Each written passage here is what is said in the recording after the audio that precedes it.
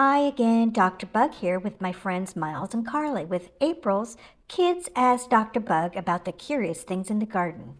Miles has a question to start us off. Hi everyone. Dr. Bug, do you know what the very first insect was? Well, Miles, insects are old, really old. It's kind of hard to say which insect was actually first, but the most recent discovery is of a fossil of a millipede found in Scotland and determined to have lived about 425 million years ago. That's 425 followed by 6 zeros. The oldest insects found today are silverfish.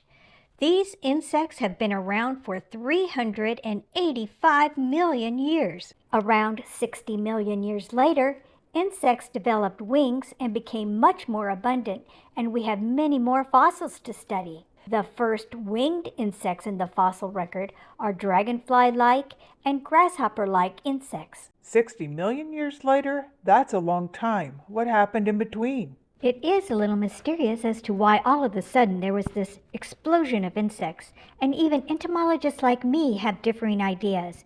Perhaps in the future we will discover the real answer. You are an entomologist? What is that? Entomologist. I am a scientist that specializes in the study of insects. So, if the first insect is millions and millions and millions of years ago, what's the very last insect to be discovered? Karli, you might be surprised to learn that there are often hundreds of new insect species discovered every year. How can that be? Even I am surprised every year.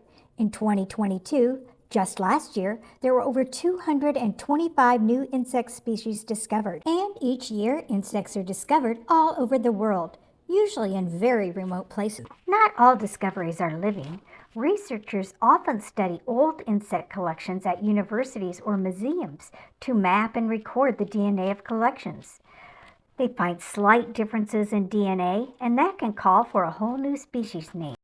But of course, finding new, live species all over the world is so exciting. Like in 2021, 6 new species of Stramigenes ants were found in western North America and 1 species from Ecuador. 28 new species of Trigonopterus weevils were found on the Sulawesi Island in Indonesia.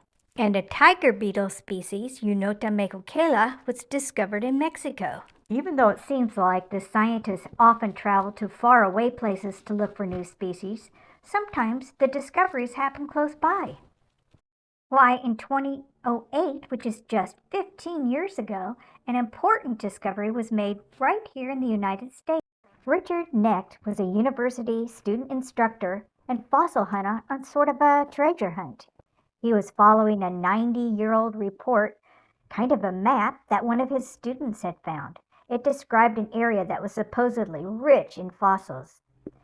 He was just a little lost behind a shopping mall and in a bit of a swampy area. He finally emerged from the swamp, and when he did, he thought maybe he had found the spot.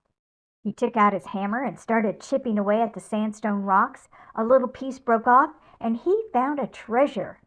There was an imprint of what was found to be the first flying insect dating back 310 million years ago. Now, an imprint is different than a fossil.